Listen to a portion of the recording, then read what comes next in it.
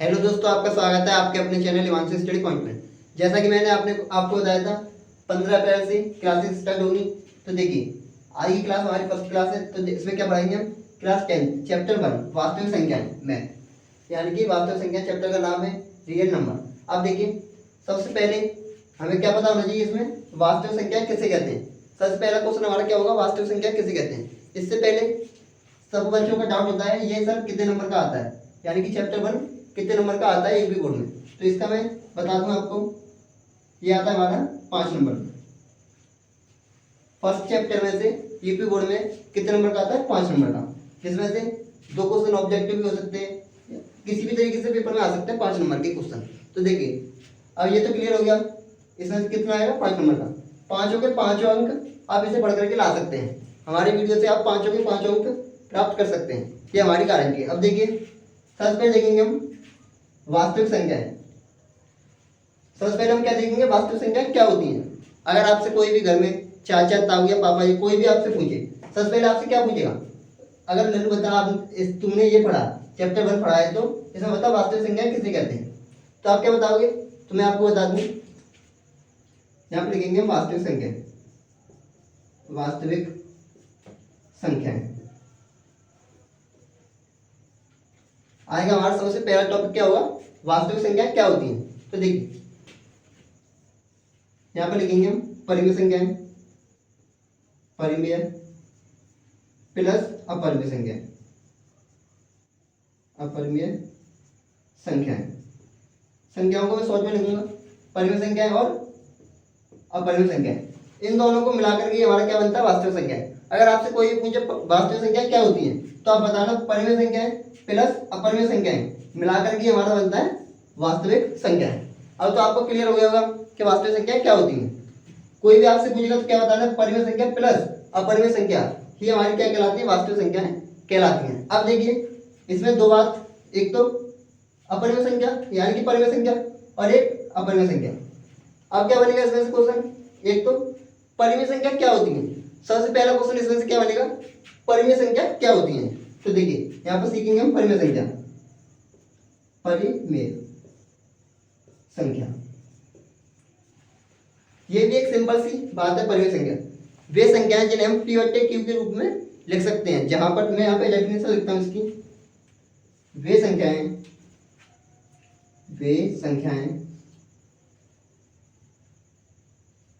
जिन्हें हम पी बटे क्यू के रूप में लिख सकते हैं या लिखा जा सकता है, लिख सकते हैं जहां पी बराबर क्यू बराबर नॉट इक्वल, यानी कि क्या नहीं होना चाहिए? जीरो नहीं होना चाहिए, जीरो ना हो। इसने क्या बोला है? अगर आप डेफिनेशन में पढ़ोगे तो आपके कुछ भी समझ में नहीं आएगा, लेकिन मैं उदाहरण यानी कि एग्जांपल से समझाऊंगा तो आपको समझ में आएगा। वे संख्याएं जिन्हें हम पी बटे क्यू के रूप में लिख सकते हैं जहां क्यू बराबर जीरो ना हो। इसने क्या बात बोली है यहाँ पर? क्यू बराबर जीरो ना हो। तो देखिए, इसका एग्जाम्पल देखिए यहाँ पे, एग्जाम्पल यानी कि कोई भी संख्या है हमारी, भिन्न के टाइप में लिखेंगे पी बटे क्यू के रूप में, यानी कि यहाँ पे 4 और यहाँ पर 5। अभी देखो, इस कंडीशन को फॉलो कर रही है, यानी कि पी बटे क्यू के रूप में तो ये लिखी हुई है, ये पी बटे क्यू के रूप में तो लिखी हुई है। और इसने क्या बोला है यहाँ पर? क्यू बराबर जीरो ना हो, यानी कि ये होगा हमारा अंश, ऊपर वाले को बोलते हैं अंश, और ये होता है हमारा हर। अब यहाँ पर देखिए, या तो आप इसे ऐसे ही बोल सकते हो, हर बराबर जीरो ना होना चाहिए, यानी कि हर का हर है ना, हर ये जीरो ना आए। यहाँ पर कोई भी संख्या आए लेकिन जीरो ना आना चाहिए, यहाँ पे जीरो नहीं होना चाहिए, तो वो हमारी क्या होंगी? परिमेय संख्या कहलाती है, पी बटे क्यू के रूप में लिखी होती है। अगर ऐसे होती है यहाँ पे 3/0, अगर इस टाइप से होती है तो हमारी ये परिमेय संख्या नहीं होती है, ये हमारी परिमेय संख्या नहीं है। अगर इसकी बात करोगे तो ये परिमेय संख्या है, परिमेय संख्या। अब आपके समझ में आ गया होगा परिमेय संख्या किसे कहते हैं। और देखिए, एक और बात इसमें, ये तो क्लियर हो गया परिमेय संख्या और एक अपरिमेय संख्या। परिमेय संख्या में क्या था? क्यू बराबर जीरो ना हो और वो पी बटे क्यू के रूप में लिखी हो। ऐसे और एग्जांपल ले लो इसमें, सेकंड नंबर, 6/9 या 6/13, इस टाइप से ले लो। ये भी हमारा क्या है, पिवट इसको फॉलो कर रहा है, यहाँ पर जीरो नहीं है और पिवट क्यू के रूप में लिखी हुई है, तो ये भी हमारी क्या होगी, परिमेय संख्या, यानी कि क्या होगी, परिमेय संख्या। अब देखिए, अब एक और बात आती है इसमें से, अपरिमेय संख्या किसे कहते हैं। अब इसमें से एक बात और क्या निकल के आएगी, अपरिमेय संख्या किसे कहते हैं। सबसे बड़ी बात, ये तो हमने क्लियर कर लिया और ये भी हमने क्लियर कर लिया। वास्तविक संख्या भी आप समझ गए, परिमेय संख्या और अपरिमेय संख्याओं का समूह, यानी इन दोनों संख्याओं को प्लस करके क्या बनता है, हमारा वास्तविक संख्या है। ये तो आपके पास समझ में आ गई। यहाँ पर कुछ संख्या हमने लिखी परिमेय संख्या, यानी कि 5/4 और 2/3, और यहाँ पर लिखी हमने कुछ अपरिमेय संख्या, यानी कि √2 और √3, इस तरीके से, और यहाँ पर इस तरीके से। इन दोनों को प्लस करने पर, यानी कि इन दोनों को शामिल करने पर, तो हमारी भी संख्या क्या कहलाती है, वास्तविक संख्याएं कहलाती है। अब देखिए, अब हमारे पास क्या आएगी, अपरिमेय संख्या। यहाँ पर लिखेंगे हम अपरिमेय संख्या, अपरिमेय संख्या। अपरिमेय संख्या क्या होती है, इसका उल्टा, यानी कि इसका उल्टा करोगे, यानी कि वे संख्याएं जिन्हें हम P/Q के रूप में नहीं लिख सकते, वे संख्याएं जिन्हें हम P/Q के रूप में नहीं लिख सकते। बस इतनी इसको समझ लो, वे संख्याएं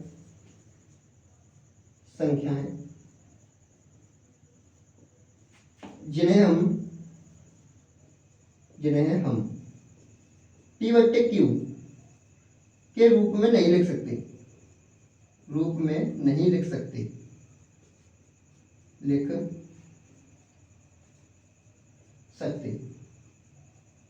वे हमारी क्या कहलाएंगी, अपरिमेय संख्याएं कहलाती हैं। अब आपके इतना तो समझ में आ गया होगा। अब देखिए, अब हमारा क्या बचा इसमें, ये तो हमने क्लियर कर लिया, वास्तविक संख्याएं, ये तो हो गया हमारा क्लियर। अब आप इसमें से कोई भी क्वेश्चन बनेगा, आप आसानी से कर पाएंगे। कोई भी पूछे वास्तविक संख्या क्या होती है, तो आप आसानी से बता पाएंगे, और इसमें ही प्लस परिमेय संख्या क्या होती है, तो ये भी आप आसानी से बता पाएंगे, और इसमें ही अपरिमेय संख्या क्या होती है, ये भी आप आसानी से बता पाएंगे। अब देखेंगे हम सेकंड, यानी कि दूसरा। इसमें क्या पूछा है, अंकगणित की आधारभूत परिमेय। ये क्या होता है, इसमें क्या निकालते हैं, इसका क्या लफड़ा है। इसमें हम निकालते हैं एलसीएम और एचसीएफ। पहले से साफ करेंगे।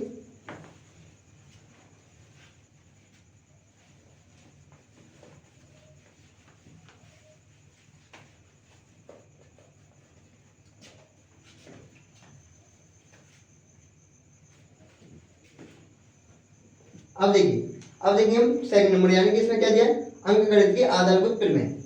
तो इसमें क्या होता है, इसमें हम क्या क्या सॉल्व करेंगे, देखिए यहां पर समझिए। इसमें होता है हमारा एलसीएम और एक होता है हमारा एचसीएफ। इन दोनों चीजों को, इसमें ये दो चीज होती हैं जो कि अंकगणित की आधारभूत परिमेय होती हैं। अब देखिए, इसमें एक और चीज देखते हैं हम पहले, सभी संख्याओं का ज्ञान। हमें सबसे पहले सभी संख्याओं का ज्ञान होना चाहिए। कौन कौन सी संख्या हमारी कौन कौन सी है, देखिए यहाँ पर ऐसे की। सबसे पहले हम देखेंगे नंबर 1, सम संख्या, विषम संख्या, अभाज्य संख्या, भाज्य संख्या, पूर्णांक।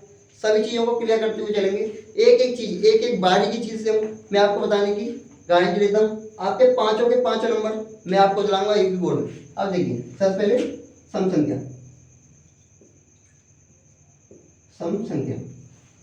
सम संख्या हमारी कौन सी होती है, सबसे पहले आपसे कोई भी पूछे सम संख्या कौन सी होती है, जिन्हें हम 2 से विभाजित कर सकते हैं।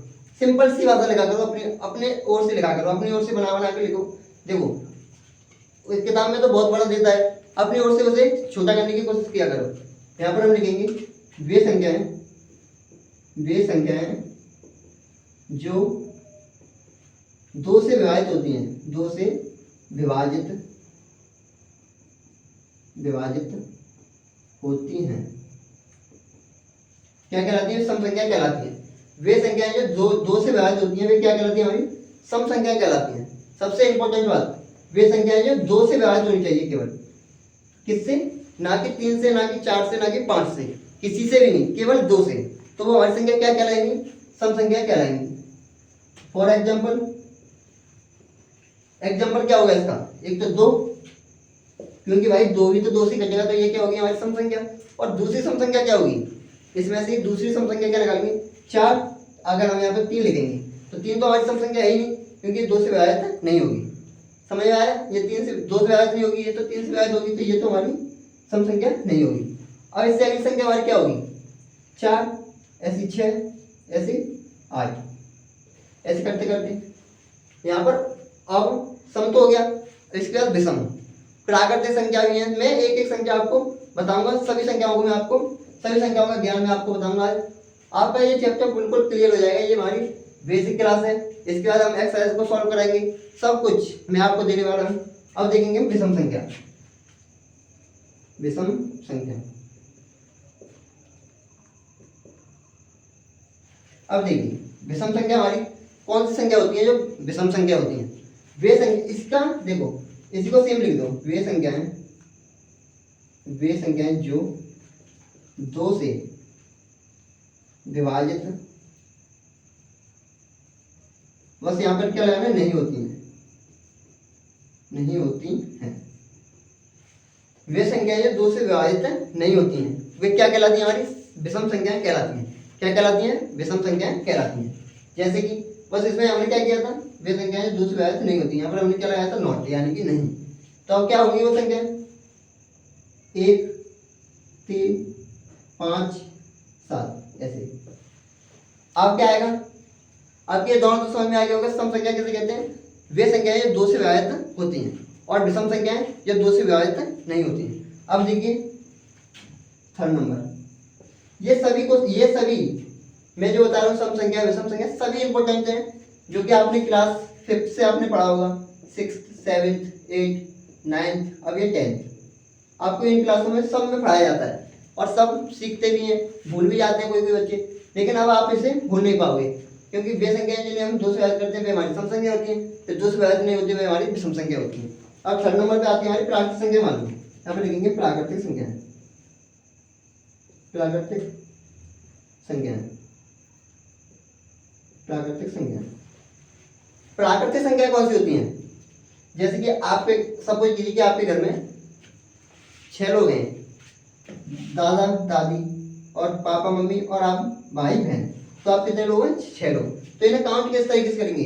1 2 3 4 5 6, इस तरीके से करेंगे, यानी कि गिनोगे इन्हें 1 2 3 4 5 6। तो गिनने वाली संख्याओं को हम क्या कहते हैं? प्राकृतिक संख्या कहते हैं। गिनने वाली संख्याओं को हम क्या कहते हैं? प्राकृतिक संख्या। यहाँ पे हम ऐसे भी लिख सकते हैं, गिनने वाली संख्याओं को प्राकृतिक संख्याएं कहा जाता है, इस तरीके से भी लिख सकते हैं,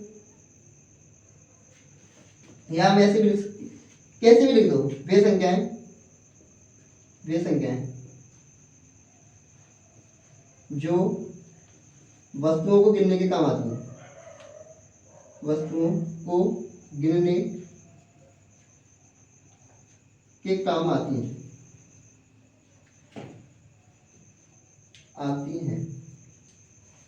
किसी भी चीज को गिनोगे तो वे कौन सी संख्या होती है? प्राकृतिक संख्या, यानी कि ये कहां से शुरू होती है? 1 से। एग्जाम्पल कहां से शुरू होंगी? 1 2 3 4, ऐसे कहां तक जाएगा? अनंत तक। कहां तक जाएगा? ये अनंत तक। सभी संख्याएं, जितने भी वर्ग में जितनी भी संख्याएं, वो हमारी क्या होंगी? सभी प्राकृतिक संख्याएं। अब इसमें ये भी पूछ सकता है सबसे छोटी प्राकृतिक संख्या कौन सी होगी? तो आपको सिंपल सा दिख रहा है, सबसे छोटी संख्या कौन सी होगी? 4 तो होगी नहीं, 100 तो होगी नहीं, सबसे छोटी पूछी है इसमें, तो कौन सी होगी? सिंपल सी बात है, छोटी, सबसे छोटी कौन सी हमारी? 1, ये होगी हमारी सबसे छोटी संख्या। अब देखेंगे हम इससे आगे, उससे पहले हम इस बोर्ड को साफ करेंगे।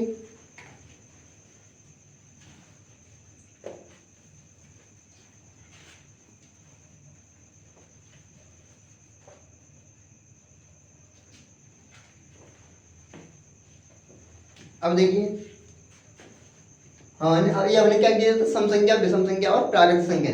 और यहाँ पे देखेंगे हम भाज्य संख्या, 4th नंबर पे आएगा भाज्य संख्या। भाज्य या अभाज्य ले लो यहाँ पे, अभाज्य संख्या,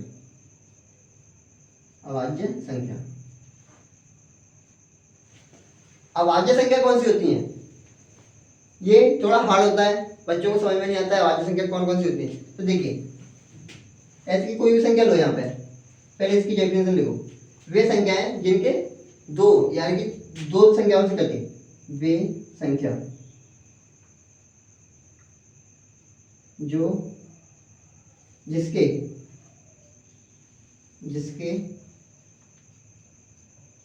दो गुणज हो, गुणनखंड या गुणनखंड लिख लो, दो गुणनखंड हो, खंड हो।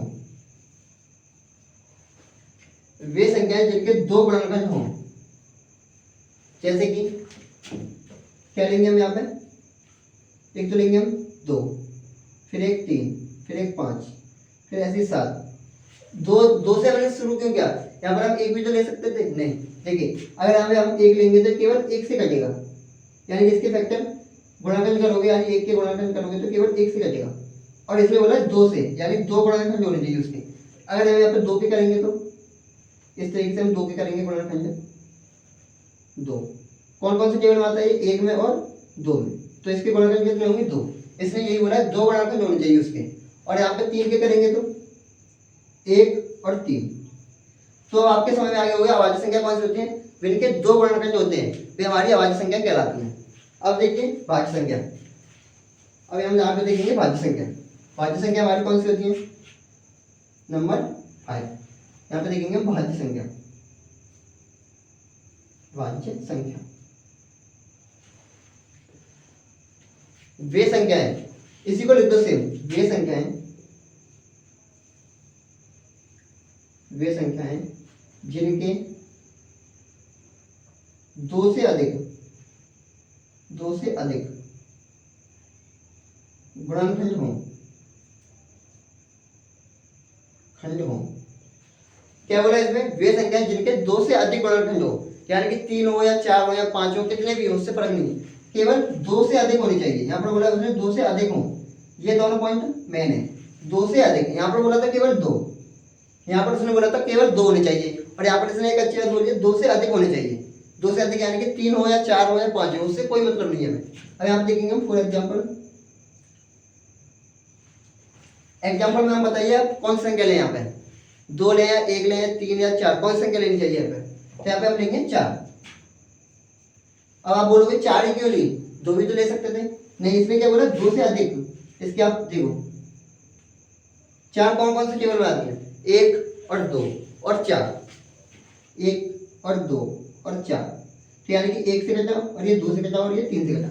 यहाँ पर इसने बोला 2 से अधिक होना चाहिए, 1 2 और 3, ये 2 से तो अधिक है तो ये संख्या को ले सकते हैं। अगर मैं इससे कम लेता 3 लेता, यहाँ पर देखिए 3, और इसके करो गुणनखंड तो कितने होंगे, 1 और 3, तो यहाँ पर कितने हो रहे हैं 2। तो ये किस कंडीशन को फॉलो कर रहा है, इस वाली कंडीशन को, यानी कि इसके फैक्टर हो रहे हैं 2, गुणनखंड हो रही है इसके 2। तो ये कौन सी संख्या होगी, हमारी अभाज्य संख्या। अगर 2 से अधिक होते हैं तो हमारी कौन सी संख्या होती है, भाज्य संख्या। अब यहाँ पे हम अगली संख्या कौन सी लेंगे, 6 की करके देखो, 1 2 और 3 और 6, इससे मतलब नहीं है यहाँ पर 4 आया, 1 2 3 4, केवल 2 से ज्यादा आना चाहिए, यानी 2 से अधिक आना चाहिए, तो हमारी उस कौन संख्या होती है, हमारी भाज्य संख्या कहलाती है। अगली 8 ऐसे करके, 9 ऐसी 10, ऐसी ये चलती रहती है। अब देखेंगे, अब यहाँ पर देखेंगे पूर्णांक, यहाँ पर देखेंगे पूर्णांक।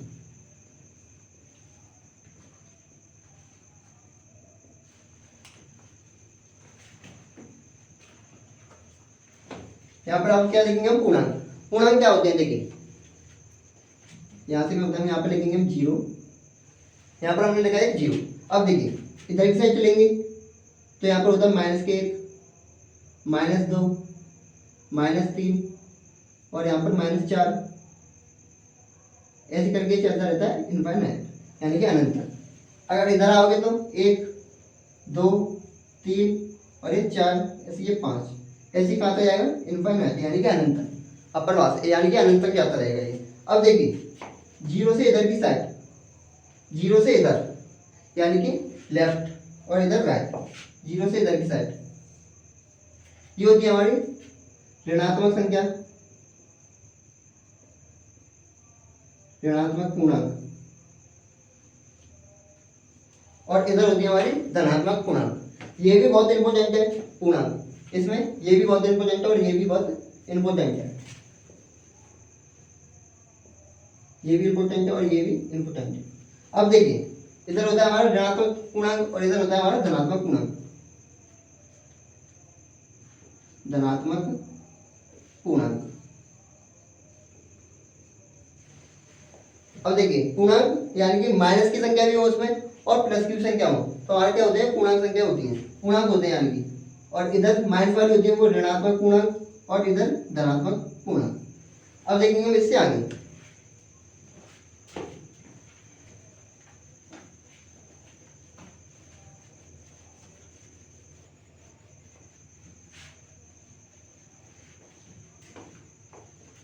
अब इसमें एक चीज और बची आपकी, जो कि ऐसे भी इसमें पेपर ऐसे ही पूछता है इसमें, शांत, शांत आवर्ती यानी कि शांत क्या होता है, यहाँ से सब पता चल रहा है हमें, शांत यानी कि चुपचाप एक केवल। तो हम किसी भी संख्या में भाग देते हैं, यानी कि हमने 10 को 5 से भाग किया, डिवाइड किया, तो कितना आएगा हमारा, शांत दशमलव, यानी कि यहाँ पे हम 13 लिखते हैं। तो अब इसमें डिवाइड करोगे तो कितना आएगा, कितना आएगा, 2 बार कितना बचेगा, 3, कितनी बार जाएगा, 3 बार। तो ये शांत हो गया, यानी कि अब ये आगे नहीं जा सकता, तो इसी को बोलते हैं शांत दशमलव, यानी आप लिखेंगे 2, इसका आंसर कितना आएगा हमारा, 2.3। अब होता है अशांत आवर्ती, एक और होती है हमारी इसमें अशांत आवर्ती, वो क्या होती है, देखिए नंबर सेकंड, अशांत, अशांत आवर्ती, ये क्या होती है, यहाँ से आपको पता चल रहा है अशांत यानी कि चुप नहीं रहना है हमें, अशांत यानी कि चुप नहीं रहना है, और शांत का यानी कि हमें चुप रहना है। अशांत यानी कि रिपीट होती रहे संख्या, देखिए इस तरीके से 10 में 3 से भाग करो, क्या बोला मैंने, 10 में 3 से भाग करो तो क्या आएगा, यहाँ पर देखिए 3 कितना होगा, 9, यहाँ पर कौन लगेंगे 0, 3 जगह 9। मैं एक एक चीज भाग करके ही मैं बता रहा हूँ, यानी मैं इसका डायरेक्ट भी आंसर लिख सकता था लेकिन मैंने नहीं लिखा, मैं आपको एक एक चीज समझा रहा हूँ इसमें। देखिए अब कितना आएगा, यहाँ पे 3 किया तो 3, और यहाँ पर कितना आएगा 9 पॉइंट, ऐसे ही चलता रहेगा, ऐसे ही चलता रहेगा। तो इसी को बोलते हैं हम अशांत आवर्ती, ये कभी भी खत्म नहीं होगा। आप इसे करते रहो, सुबह से शाम हो जाएगी, लेकिन ये इसका क्वेश्चन का आंसर नहीं आएगा। आपको करते करते सुबह से शाम हो जाएगी, लेकिन इस क्वेश्चन का आंसर नहीं आने वाला। तो इसी को बोलते हैं अशांत आवर्ती। तो हम इसे किस तरीके से लिखते हैं, जो संख्या रिपीट होती है, जो लगातार वही संख्या आती रहती है, उनके ऊपर हम चढ़ाते हैं बार, इसे बोलते हैं बार, इस तरीके से। ये होती है हमारी शांत और ये होती है हमारी अशांत आवर्ती। अब देखेंगे इससे आगे।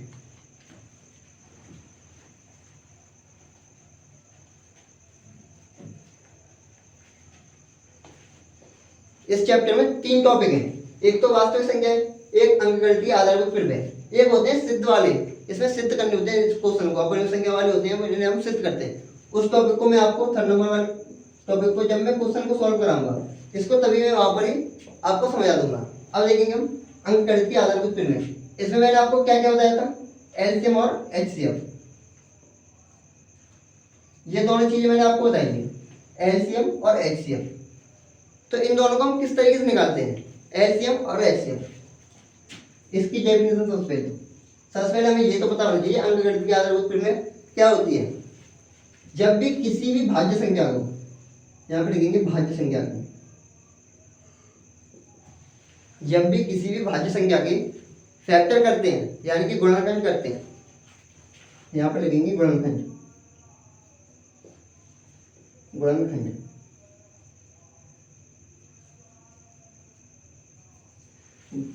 जब भी किसी संख्या भाज्य संख्या के गुणनखंड करते हैं, उन्हीं को हम क्या बोलते हैं, जो गुणनखंड निकल के आते हैं उन्हीं को हम क्या बोलते हैं, अंकगणितीय आधारभूत प्रमेय। अब देखिए वही हमारी क्या होती है, अंकगणितीय आधारभूत प्रमेय।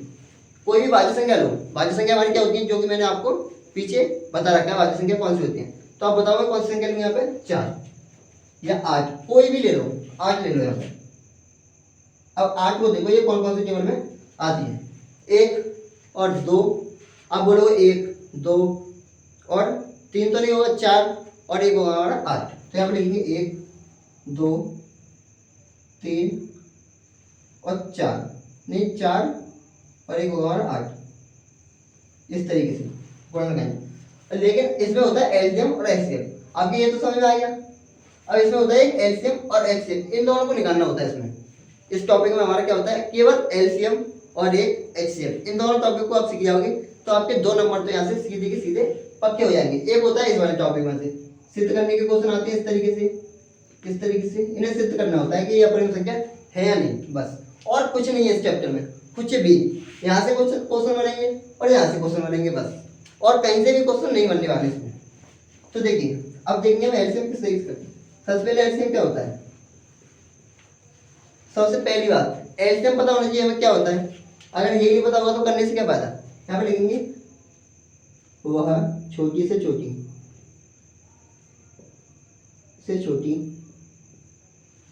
संख्या जो दी गई संख्याओं से विभाजित हो, जो दी गई संख्याओं से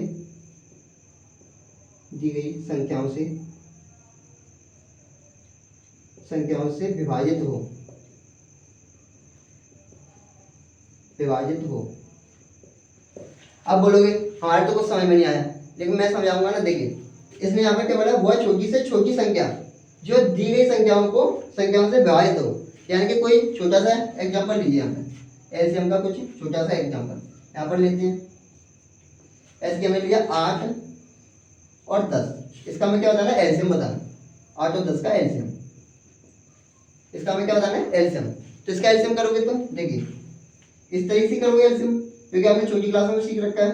2 से काटेंगे इसे 4 बार और 5 बार, 2 से 2 बार, 2 से 1 बार और 5 बार, और 5 से 1 बार 1 बार।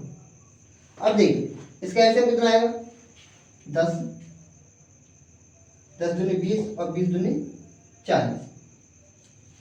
इसने क्या बोला, वह छोटी छोटी संख्या जो दी हुई संख्याओं से विभाजित हो, इनसे विभाजित होनी चाहिए। यानी इन दोनों से ये संख्या हमारी विभाजित होनी चाहिए।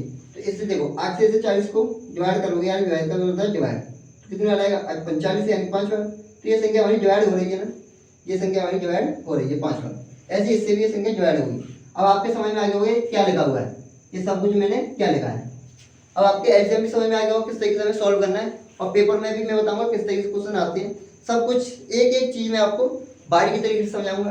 अभी तो मैं आपको बेसिक पढ़ा रहा हूँ, इसके बाद जब मैं क्वेश्चन लेके आऊंगा उसमें वो भी क्वेश्चन होंगे जो पिछले साल यानी कि 2026 में पूछे गए, पेपर पूछे गए हैं। एक एक चीज मैं आपको बताने वाला हूँ, एक एक चीज, और पिछले वर्षों में भी पूछे गए उन क्वेश्चन को सॉल्व कराऊंगा, सब चीज मैं आपको बताऊंगा। अब देखिए एचसीएफ, बस आप हमारी वीडियो को देखते रहिएगा और चैनल को सब्सक्राइब करें, हिमांशु स्टडी पॉइंट, उसको सब्सक्राइब करें जाकर। अब देखिए एलसीएम क्या होता है, एलसीएम क्या होता है, वह बड़ी से बड़ी संख्या, वह बड़ी से बड़ी। अब आप ये मत बोलना कि ये सर ये क्यों नहीं कराया तीसरा नंबर, इसे मैं तभी कराऊंगा जब मैं क्वेश्चन को सॉल्व कराऊंगा, वहां पे मैं गारंटी देता हूँ आपको सबको समझ में आएगा। इस टॉपिक को भी मैं वहीं पर कराऊंगा, अभी मैं इसे नहीं करा सकता हूँ, पर मैं इसे आगे मैं आपको 100% कराऊंगा, क्योंकि अभी इसमें टाइम लगता है इसे समझाने में। तो मैं अगली वीडियो में आपको 100% समझाऊंगा। क्वेश्चन इसके सरल है, सब कुछ मेरी जिम्मेदारी, मैं आपको करा के दूंगा। अब देखिए वह बड़ी से बड़ी संख्या जो दी गई संख्याओं को, दी गई संख्याओं से विभाजित हो, संख्याओं से विभाजित हो। ये सबसे सरल होता है, ये इजी क्वेश्चन है। यहाँ से ये फर्स्ट एक क्वेश्चन तो आना ही आना है पेपर में, 100% यहाँ से पेपर में एक क्वेश्चन आता है। कोई सा भी हो सकता है, वो इस तरीके से भी दे देगा, इस तरीके से भी आपको क्वेश्चन में दे सकता है। सभी क्वेश्चनों को मैं सॉल्व कराऊंगा, सभी, इसमें से भी, इसमें से भी, इसमें से भी, सभी तरह के मैं क्वेश्चन को सॉल्व कराऊंगा, और पेपरों में आते हैं उन क्वेश्चनों को भी मैं सॉल्व कराऊंगा। उन क्वेश्चनों की अलग से ही वीडियो आपको बना कर देता रहूंगा। अब अब ये तो आपके समझ में आ गया एलसीएम क्या होता है। अब देखते हैं एचसीएफ। यहाँ पे करेंगे हम एचसीएफ। अब क्या करेंगे, एचसीएफ को समझेंगे एचसीएफ क्या होता है। तो हमने यहाँ पे क्वेश्चन लिया छोटा सा, वो लिया हमने 12 और 18 मान लिया, 18। तो इन दोनों का हमें क्या होता है, एचसीएफ क्या होता है हमें, एचसीएफ। तो कितना होगा इसका एचसीएफ, यहाँ पे करेंगे 12 और 18। जब भी आप एलसीएम करोगे तो एक साथ करोगे, यानी कि इस तरीके से सभी संख्या को लिखोगे, और एचसीएफ करोगे तो इन सभी संख्या को अलग अलग, जितनी भी संख्या दी होंगी उन्हें अलग अलग करोगे। यानी कि यहाँ पर 12 दिया था, यहाँ पर 12, और यहाँ पर 18 दिया था, यहाँ पर 18। अब इन दोनों को अलग अलग, यानी कि इन दोनों के अलग अलग हम फैक्टर करने वाले हैं। अब देखिए 2 से 6 बार, 2 से 3 और 3 से 1, 2 से 9, 3 से 3 और 3 से 1। अब देखिए इसके गुणनखंड क्या है हमारे पास 2 और 2 और 2, यानी कि अभाज्य गुणनखंड, और इन्हें लिखेंगे हम। अब इसमें देखो जोड़ा, यानी कि कॉमन फैक्टर क्या है इसमें 2, और तो इसमें कुछ है नहीं, यहाँ पर और है 1 3। ऐसे भी आप ले सकते हैं, इस तरीके से बना सकते हैं, सीधा भी बना सकते हैं, टेढ़ा भी बना सकते हैं, इसमें कैसे भी बना सकते हैं, उससे कोई मतलब नहीं है। बस इसमें ऊपर ऊपर नहीं बनाते हैं, ऊपर और नीचे बनाना होता है इसमें। अब देखिए क्या आया, यहाँ से हमें कॉमन क्या मिला 2, और यहाँ से हमें कॉमन क्या मिला 3, इन दोनों को कर देते हैं इंटू, कितना आएगा 6, यानी कि इन सब का एलसीएम निकालोगे कितना आएगा 6। अब इसने क्या बोला है, इस संख्या से ये संख्या विभाजित होनी चाहिए, इस संख्या से ये संख्या विभाजित होनी चाहिए, तो 6 से 12 विभाजित होगी, 6 दूनी 12 2 बार होगी, इससे ये 3 बार होगी। तो अब आपके समझ में आ गया एलसीएम क्या कहते हैं, किसे कहते हैं। अब इसमें एक और चीज, अब आपने यहाँ पे एक क्लास में किया, यानी कि एलसीएम किया 18 और 10 का किया, 2 से 9 और 5, 2 से किया, अब 2 से तो जाएगा नहीं, 3 से करेंगे, 3 से 3 बार और 5, 3 से 1 बार और 5, और 5 से 1 बार। अब जो हमारे ये निकल करके आते हैं, ये निकल करके आते हैं, और मैंने अभी आपको बताया था इस तरीके से, कुछ इस तरीके से आपको बताया था, इस तरीके से करते हैं तो इन्हें बोलते हैं गुणनखंड, गुणनखंड इसे बोलते हैं गुणनखंड, और इस तरीके से करते हैं उन्हें बोलते हैं अभाज्य गुणनखंड, अभाज्य अभाज्य गुणनखंड, इसे हम क्या बोलते हैं अभाज्य गुणनखंड। अब आपके सब कुछ समझ में आ गया होगा कौन क्या होता है, कौन कौन सी सौदा होती है। अब मिलेंगे हम अगली वीडियो में, वो वीडियो होगी हमारी एक्सरसाइज 1.1।